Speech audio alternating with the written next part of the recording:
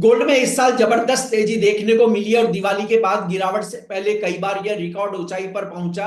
इस तेजी की मुख्य वजह सेंट्रल बैंकों द्वारा गोल्ड की खरीद बढ़ाना और फेडरल रिजर्व द्वारा मॉनेटरी पॉलिसी में ढील दिए जाने का ऐलान रहा। गोल्डमैन सैक्स का कहना है कि डोनाल्ड ट्रंप की सत्ता में वापसी से गोल्ड का आकर्षण और बढ़ सकता है। गोल्डमैन सैक्स ने अपनी ताजा रिपोर्ट में क्या कहा गोल्ड पर, इस पर हम बात करेंगे कमोडिटी समाचार सिक्योरिटीज के को फाउंडर और रिसर्च हेड अंकित कपूर से। मेरा नाम है कमल शर्मा। अंकित जी, आपका स्वागत है मोलतोल इंडिया में। जी नमस्कार कमल जी। जी, नमस्कार अंकित जी। अंकित जी, इंटरनेशनल ब्रोकिंग फर्म गोल्डमैन सैक्स ने गोल्ड को 2025 में टॉप कमोडिटी ट्रेड के तौर पर लिस्ट किया है। गोल्ड के दिसंबर 2025 तक $3,000 प्रति ऑन्स छूने की बात भी कही है। पूरी रिपोर्ट में गोल्ड को लेकर क्या क्या मुख्य पॉइंट है जिससे गोल्ड के इस लेवल तक जाने की बात कही गई है? जैसे ही ट्रंप का चुनाव जीते हैं, जैसे ही ट्रंप ने चुनाव जीते हैं उसके बाद में 7% गोल्ड के अंदर डिक्लाइन देखने को मिला है, प्राइसेस में भी देखने को मिला है। वहीं अगर बात करें तो जो बिग हाउसेस थे, ब्रोकरेज हाउसेस थे या फिर बड़े फंड हाउसेस हैं, उन्होंने भी 7% तक के उन्होंने जो पोर्टफोलियो उसके अंदर डिक्लाइन देखने को मिला है। वहीं अगर ईटीएफ की बात करें तो जो इन्वेस्टर्स हैं उन्होंने भी अपना पैसा निकाला है, और जो मैं देख रहा हूं वो $6.8 बिलियन उन्होंने अपना पैसा बाहर निकाला है। तो ये सारे के सारे सेंटिमेंट्स ये बने हैं कि लोगों को प्रॉफिट बुकिंग कहीं ना कहीं करते हुए हमने देखा है। लेकिन जो डेटा आया है, जो उन्होंने बात करी है, तो ग्लोबल जीडीपी 2025 में 2.7% रहने का अनुमान है। जो अभी चल रही है वो 3.2 के आसपास चल रही है। ग्लोबल जो एक्सपेक्टेशन है 2025 की, उनकी एक्सपेक्टेशन थी कि ये जो इकोनॉमी है वो 2.2 2.3 तक रहेगी, उससे उन्होंने काफी बेटर दिया है। इसके कारण जो स्टॉक मार्केट है, आज हमने देखा है कि उसने भी उछाल के साथ ट्रेड कर रहे हैं। गोल्ड सिल्वर प्राइसेस भी इसी जो एक्सपेक्टेशन है कि $3,000 2025 दिसंबर तक हो जाएगा, वहां तक की एक्सपेक्टेशन उन्होंने रखी हुई है। वहीं अगर बात करें ट्रेजरी बिल की, तो ट्रेजरी यील्ड की बात करते हैं तो वो भी थोड़ा सा डिक्लाइन होना चालू करा है, 4.5 से 4.2% पे आ गया है।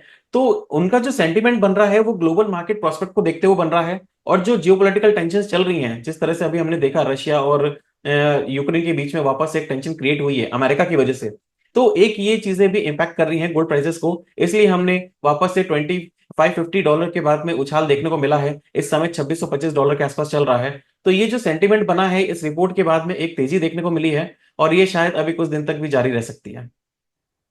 हाँ। ट्रंप ने अपने इलेक्शन कैंपेन में मध्य पूर्व और रूस यूक्रेन के बीच जंग रोकने की बात कही है, जबकि बाइडेन प्रशासन ने यूक्रेन को बैलिस्टिक मिसाइल यूज करने की छूट दी है, जिससे गोल्ड फिर चमका। यह अभी आपने भी इसकी पुष्टि की। तो क्या अमेरिका वाकई जियो पॉलिटिकल टेंशन कम कर पाएगा, जबकि खुद ट्रंप ईरान पर कड़े प्रतिबंध के पक्ष में है? क्या असर होगा कुल मिला के इन सब का गोल्ड पर? देखिए कमल जी, सबसे बड़ी बात तो ये है कि अभी ट्रंप शासनकाल चालू नहीं हुआ है। अभी केवल वो जीते हैं तो जनवरी में वो शपथ लेंगे, उसके बाद में ट्रंप शासनकाल चालू होगा।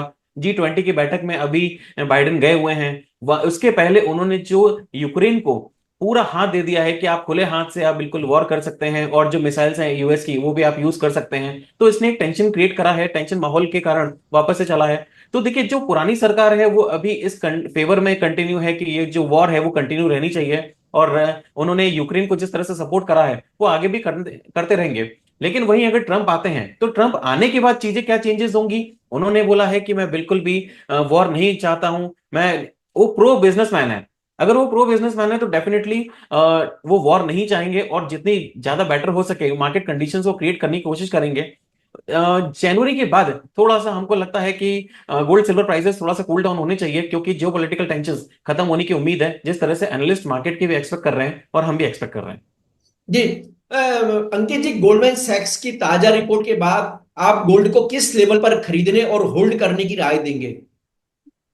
देखिए, गोल्ड अगर देखा जाए तो नीचे से अच्छा खासा बाउंस बैक करा है। अगर हम इसको वीकली चार्ट के ऊपर देखते हैं तो 38.2% से रिट्रेस करा है, जो काफी एक अच्छा पैटर्न बना हुआ है। तो अभी यहां से हम लोग बाइंग की सलाह देंगे, और आगे कंटिन्यू इसके अंदर वापस से 2690 से 2750 $25 तक के टारगेट हमको देखने को मिलते हैं।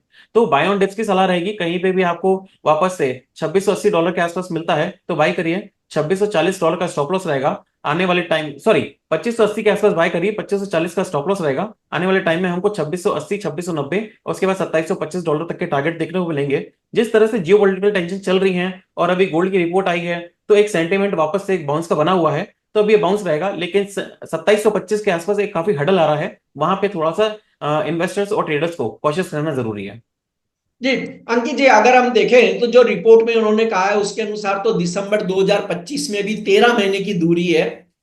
इस बीच में एक इन्वेस्टर के पर्पज से मैं पूछ रहा हूं, नॉट रीडर, तो उसे क्या रणनीति अपना लेनी चाहिए, किस तरह से उसे कैसे इन्वेस्टमेंट करना चाहिए, कितने टुकड़ों में करना चाहिए, या उसे कैसे अधिकतम इस मौके का फायदा उठाना चाहिए? जी बिल्कुल, आपने सही बोला है। दिसंबर 2025 की बात कर रहे हैं और $3000 की बात कर रहे हैं। मेरा ये मानना है कि अगर $2800 को क्रॉस करता है तो 3000 तो ठीक है, 3135 और $3150 तक के भी टारगेट देखने को मिलेंगे। लेकिन एज ऑफ नाउ ये जो मोमेंटम आया है और ये सारी चीजें चली हैं और जो रिपोर्ट्स आई है, जियो पॉलिटिकल टेंशन अगर ये बढ़ जाता है, अभी शासनकाल खत्म नहीं हुआ है बाइडेन का, और अभी नेक्स्ट 15 डेज में अगर कुछ भी अनहैपनिंग न्यूज आती है जो हमारे लिए अच्छी नहीं है, और तो सेफ हेवन करेंसी की तरफ गोल्ड जाएगा और फर्दर अपसाइड देखने को मिलेगा। लेकिन अगर यहीं पे वॉर सिचुएशन जो बातें चल रही हैं अगर यही कंटिन्यू रहती हैं और आगे वॉर एस्केलेट नहीं होता है, आगे वॉर कंटिन्यू नहीं होता है, कोई भी टेंशन क्रिएट नहीं होती हैं, तो आने वाले नेक्स्ट 6 महीने के लिए हम एक्सपेक्ट कर रहे हैं गोल्ड को $2350 से लेके $2800 के बीच में ही ट्रेड करते हुए देखेंगे। और समवेयर अराउंड अगर कुछ भी आप एसआईपी कर रहे हैं तो मेरा ये मानना है एसआईपी को आप कंटिन्यू करिए, उसके अंदर आपको कोई भी दिक्कत नहीं है। आप लॉन्ग टर्म के हिसाब से अगर चल रहे हैं तो गोल्ड के अंदर इन्वेस्टमेंट करना सही है, क्योंकि अगर देखा जाए तो हाई से ऑलमोस्ट 6%, 5% टूट चुका है। तो इन्वेस्टमेंट प्रोस्पेक्ट से अगर देखें तो थोड़ा थोड़ा लेके आपको चलना चाहिए, इन्वेस्टमेंट के लिए बिल्कुल भी बुरा नहीं है। वहीं अगर ट्रेडिंग की बात करें तो इंट्राडे ट्रेड करना अभी कम से कम दिसंबर तक, जब तक क्लैरिटी नहीं आती है, न्यू गवर्नमेंट नहीं बनती है, उनके न्यू डिसीजन नहीं आते हैं, तब तक इंट्राडे या फिर शॉर्ट टर्म प्रोस्पेक्ट ही लेके ट्रेड करना चाहिए। जी अंकित जी, आपका कोई डिस्क्लेमर? सर डिस्क्लेमर ये है कि हमारी तरफ से कोई भी पोजीशन नहीं है, हमारे क्लाइंट्स की पोजीशन हो सकती है एज पर सेबी नॉर्म्स, हम लोग बिल्कुल भी ट्रेड नहीं करते हैं। तो इसके अंदर मेरा डिस्क्लेमर यही है। जी, और दर्शकों से अनुरोध है कि वे इस प्रोग्राम पे अपने कमेंट जरूर करें। अंकित जी से आइडिया, कोई गोल्ड सिल्वर पर सवाल पूछना चाहें तो जरूर कमेंट बॉक्स में पोस्ट करें, हम आपके सवालों के जवाब भी उनसे लेने का पूरा प्रयास करेंगे। धन्यवाद अंकित जी, नमस्कार। ठीक, थैंक यू।